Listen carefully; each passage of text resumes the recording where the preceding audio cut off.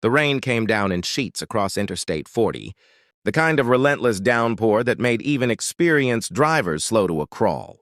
Jack Meadows had been driving trucks for 32 years, and he'd seen every kind of weather the road could throw at him. At 59, with silver threading through his dark hair and beard, he'd logged more miles than most people could imagine, crossing the country countless times in his big rig. Tonight he was hauling electronics from Tennessee to California, running a little behind schedule but not worried. Jack had learned long ago that pushing too hard in bad weather was a good way to end up in a ditch or worse. Better to take it slow, arrive late, but arrive safe. The highway stretched ahead of him, his headlights cutting through the rain and darkness. It was nearly 10 o'clock, and traffic had thinned to almost nothing. Most sensible people had pulled off to wait out the storm. Jack was considering doing the same when his headlights caught something. That made him ease off the accelerator. People walking along the shoulder of the highway in this weather. Jack squinted through the rain-streaked windshield, hardly believing what he was seeing. A man and a woman, both soaked through, walking with hunched shoulders against the driving rain. Between them, two small children, boys. It looked like maybe 7 or 8 years old. One child wore a blue jacket and carried a backpack. That looked too heavy for his small frame. The other wore an olive green vest and clutched what appeared to be a duffel bag. The woman carried a bag slung over her shoulder, and even from this distance, Jack could see how exhausted they all looked. What in God's name were they doing out here? Jack pulled his truck onto the shoulder about 50 yards ahead of them, leaving his running lights on so they could see him.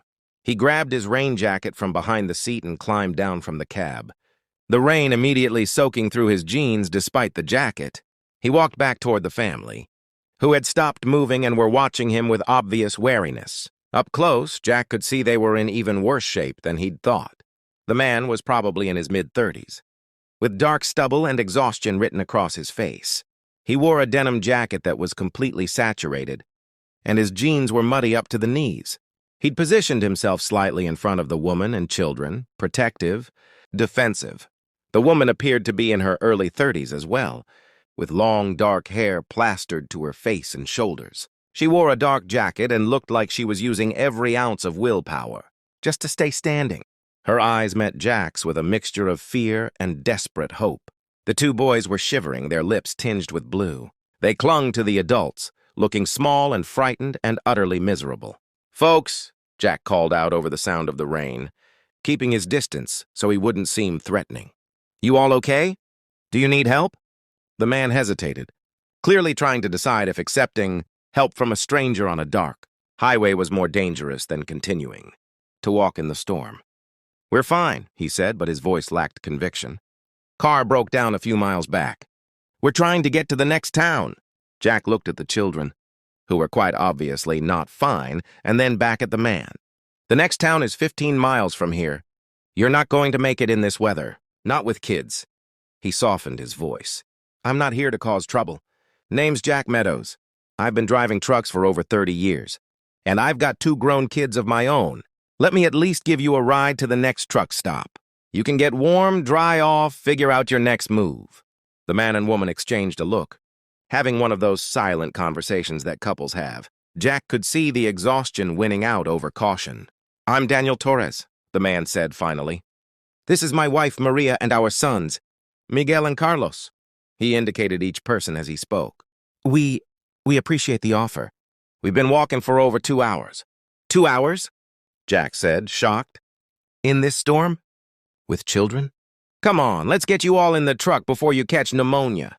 He led them back to his rig, opened the passenger side, and helped first Miguel and then Carlos climb up into the cab. Maria followed, and Daniel came last. The cab of Jack's truck was spacious for a big brick. He'd paid extra for the extended cab with a small sleeping berth in the back, but it was still tight. Quarters with 5 people. Jack climbed back into the driver's seat and cranked up the heat. He pulled out a blanket he kept for emergencies and handed it to Maria. "Here, wrap the boys in this. There are some towels in that compartment behind you." "Thank you," Maria said, and her voice cracked with emotion. "Thank you so much." As Jack eased the truck back onto the highway, he glanced over at his passengers. The boys were huddled under the blanket, pressed against their mother. Daniel sat nearest the door. dripping water onto the floor mat, his jaw tight with what might have been shame or worry or both. "So," Jack said conversationally, "what happened with your car?" "Engine just died," Daniel said. "Started making a terrible noise, then stopped completely. Probably the transmission. It's been having problems for months. We didn't have money to fix it properly, and now—" He trailed off. "Where were you headed?" Jack asked. There was a pause, and then Maria answered. "Phoenix. We were trying to get to Phoenix." Jack glanced at them in surprise. "Phoenix? That's still over 1,000 miles from here. You were planning to drive straight through?" "We didn't have much choice," Daniel said quietly. "I got a job offer there. Construction work. It's the best opportunity I've had in years. We packed up everything we could fit in the car and left 3 days ago." "Left from where?" Jack asked. "North Carolina," Maria said. "We've been living in a motel for the past 6 months after we lost our apartment. Daniel was working 2 jobs, but it wasn't enough to save up for a new place. When this job in Phoenix came through, better pay, better benefits, a chance to start over. We knew we had to take it, but we had to be there by Monday. Daniel starts work on Monday morning." Jack did some quick mental math. Today was Friday night. Even if everything had gone perfectly, it would have been a tight schedule. "So when the car died," he prompted. "We didn't know what to do," Daniel said, and Jack heard the frustration and defeat in his voice. "We barely had enough money for gas and cheap food for the trip. We definitely don't have money to tow the car or fix it or rent another one. We sat there on the side of the road for an hour trying to figure out options, and then we decided to walk to the next town and see if there was a homeless shelter or a church or something, somewhere the boys could at least be warm and dry while we figured things out." "But it started raining harder," Miguel piped up, his small voice muffled by the blanket. "And it got really dark." "We were scared," Carlos added. "There were big trucks going by really fast." Jack felt his chest tighten. These were good people, clearly. Hard-working people who'd been doing everything they could to build a better life for their family. And they'd been walking on the highway in the dark and rain because they'd simply run out of options. "Well," Jack said, "you're safe now. We'll get to the truck stop in about 20 minutes. They've got hot food, showers, a place to sit down and rest." "We can't really afford—" Daniel started, but Jack cut him off. "My treat," he said firmly. "When you have kids walking on a highway in a storm, money's not the issue. Safety is." They drove in relative silence for a while, the only sounds the drumming of rain on the truck's roof and the rhythmic swish of the windshield wipers. Jack's mind was working, turning over possibilities. He was scheduled to deliver his load in California in 3 days. His route took him through Arizona, right past Phoenix, as a matter of fact. He had a big rig with a spacious sleeper cab and an empty passenger seat. And these people desperately needed to get to Phoenix by Monday. It was probably crazy. He barely knew these people. Company policy was strict about unauthorized passengers. There were liability issues, safety concerns, a dozen good reasons to drop them at the truck stop and continue on his way. But Jack thought about his own kids, his daughter Sarah, now 32 and teaching school in Ohio, and his son Tommy, 28 and working as a paramedic in Texas. He thought about how, when they were young and he'd been struggling to make ends meet after his divorce, people had helped him. Neighbors who'd watched the kids when he had to work. Teachers who'd bought them school supplies with their own money. A boss who'd given him advances on his paycheck without hesitation. Kindness had gotten him through those hard years. Kindness and the willingness of strangers to see another person's need and respond to it. "Listen," Jack said as they pulled into the truck stop. "I've got an idea. Let's get you all warm and fed first, and then we'll talk about it." Inside the truck stop's diner, Jack ordered cheeseburgers, fries, and hot chocolate for everyone. The boys' eyes went wide at the sight of real food. Jack wondered when they'd last had a decent meal. Maria and Daniel tried to protest, but Jack waved them off. "Eat," he said simply. "We'll talk after." He watched them demolish the food. The boys eating with the single-minded focus of truly hungry children. Daniel and Maria ate more slowly, but Jack could see the relief on their faces, the way the hot food and warm air were reviving them. Finally, when everyone had finished eating and the boys were starting to yawn, Jack laid out his proposal. "Here's what I'm thinking," he said. "I'm heading to California with a delivery. My route takes me right through Phoenix. I've got room in my cab for passengers, and I've got a sleeper berth in the back where the boys could rest. If you're willing to ride in a truck for the next few days, I can get you to Phoenix by Sunday evening. That gives you a day to settle in before Daniel starts work on Monday." Daniel and Maria stared at him as if he'd just offered them $1 million. You'd do that?" Maria said. "You'd take us all the way to Phoenix?" "It's on my way," Jack said with a shrug. "And it seems like a better option than leaving you here, trying to figure out how to cover 1,000 miles, with no car and no money." "But what about your company?" Daniel asked. "Won't you get in trouble for having passengers?" "I'll handle that," Jack said. "Let me worry about the details. The question is whether you're comfortable riding with me for the next couple of days." "Comfortable?" Daniel said, and he laughed, a slightly hysterical sound. "You just saved our lives. You bought us food. You're offering to drive us across the country. I think comfortable doesn't begin to cover it. Why are you doing this?" Maria asked, searching Jack's face. "You don't know us." "We could be anyone." Jack thought about how to answer that. "I've been driving trucks for a long time," he said finally, "and I've learned that sometimes the best thing you can do is help someone when they need it. No questions, no conditions, just help. People did that for me when I needed it, when I was a single dad trying to raise 2 kids on a trucker's salary. I figure I'm just passing it along." Maria's eyes filled with tears. "Thank you," she whispered. "Thank you so much." They left the truck stop an hour later, with the boys settled in the sleeper berth on a nest of blankets, already drifting off to sleep. Maria sat in the main passenger seat, and Daniel sat on the fold-down jump seat beside her. Jack eased the big rig back onto the highway, heading west into the gradually clearing night. Over the next 2 days, Jack learned the Torres family's story. Daniel had been a skilled carpenter before the economy tanked and construction jobs dried up. He'd taken whatever work he could find, warehouse jobs, landscaping, retail, but nothing paid enough to get ahead. Maria had been working as a home health aide, caring for elderly clients, but her hours had been cut when her agency lost contracts. They'd lost their apartment when the rent went up and they couldn't keep pace. The motel was cheaper than a new apartment would have been, but it meant they couldn't save for deposits and first month's rent. They'd been caught in a trap, working constantly but never earning quite enough to climb out of their situation. The job in Phoenix was with a company that built custom homes, the kind of skilled work Daniel had been trained for. The pay was good, the benefits were solid, and they'd already arranged temporary housing through a friend of a friend. It was their chance to start over, to build stability for their family, and they'd almost lost it because of a broken-down car on a rainy highway. Jack also learned about Miguel and Carlos, who were 7-year-old twins. Miguel was quiet and thoughtful, always watching and listening. Carlos was more talkative, asking questions about the truck, about where they were going, about everything. They were good kids, polite, well-behaved, clearly loved. The boys warmed up to Jack quickly, fascinated by the truck and the experience of riding so high above the road.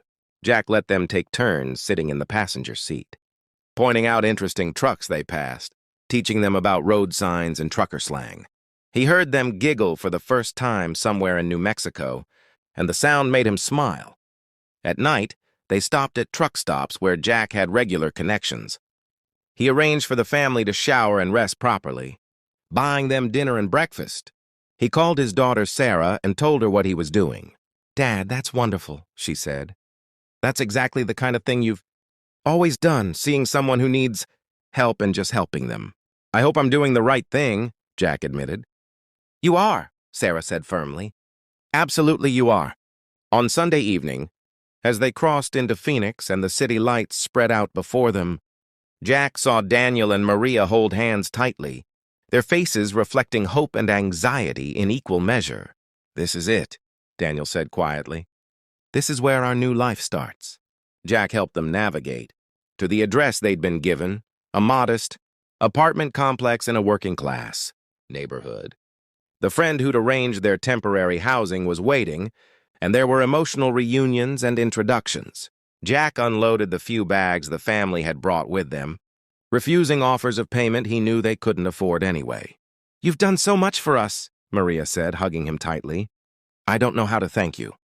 "You don't need to thank me," Jack said. "Just take care of your family. Make this fresh start work." "That's thanks enough." Miguel and Carlos both hugged him too, and Carlos said, "Will we ever see you again, Mr. Jack?" "Maybe," Jack said, ruffling the boy's hair. "I come through Phoenix pretty regularly. If I'm in the area, I'll look you up."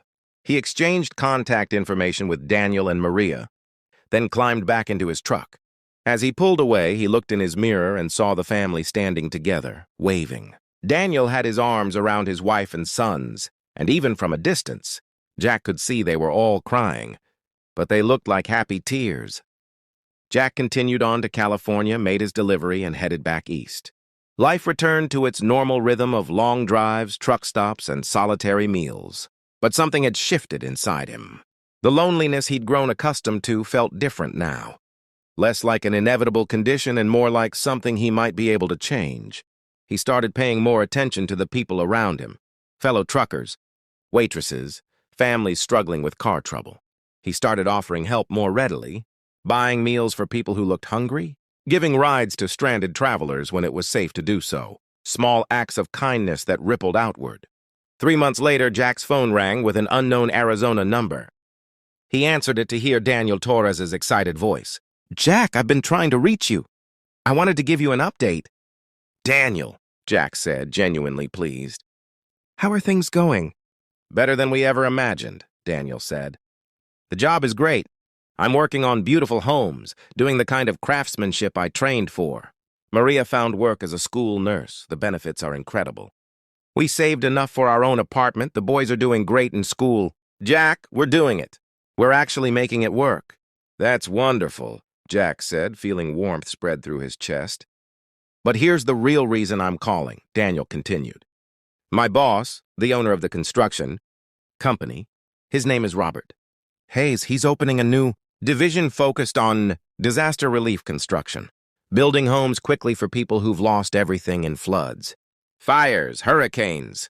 He needs someone to manage the logistics, supplies, transportation, coordination with relief agencies. It's a big job, and he's offering great pay and the chance to travel, but it needs someone who understands logistics, who knows trucking and transportation, who can handle complex schedules." Jack frowned, not sure where this was going. "Okay. I told him about you," Daniel said. "About how you helped us when we had nothing. About your years of experience driving, your knowledge of routes and regulations. Robert wants to meet you. He thinks you might be perfect for this job. And Jack, this isn't driving. This is management, planning, making a real difference for families in crisis. Would you be interested?" Jack sat in stunned silence. A new job, a chance to use his skills in a different way. Work that had real meaning, helping families rebuild after disasters. "I'm 60 years old," Jack said slowly. "I've been driving trucks my whole adult life." "So you understand the work from the ground up," Daniel countered. "That's exactly what Robert needs. Someone with practical knowledge, not just someone with a degree who's never actually been on the road. Come meet with him. What have you got to lose?" 2 weeks later, Jack flew to Phoenix and met with Robert Hayes, a straight-talking man in his 50s, who ran his construction company with integrity and a genuine commitment to quality work. "Daniel tells me you drove his family across several states when they had nowhere else to turn," Robert said. "That tells me more about your character than any resume ever could. I need someone I can trust to handle the logistics for this relief division. Someone who'll treat our clients, people who've lost everything, with respect and compassion. I think you might be that person." They talked for 2 hours about the job, the vision, the logistics. By the end, Robert had offered Jack the position, with a salary that was more than Jack had ever made as a trucker, plus benefits and the chance to make a genuine difference. Jack accepted on the spot. He gave notice to his trucking company, sold his personal truck, and moved to Phoenix. For the first time in decades, he wasn't living on the road. He had an apartment, regular hours, colleagues, and he had work that mattered, coordinating the delivery of supplies to disaster zones, working with relief agencies, ensuring that families got the materials they needed to rebuild their homes and their lives. Daniel and Maria became like family to him. He spent holidays with them, attended Miguel and Carlos's school.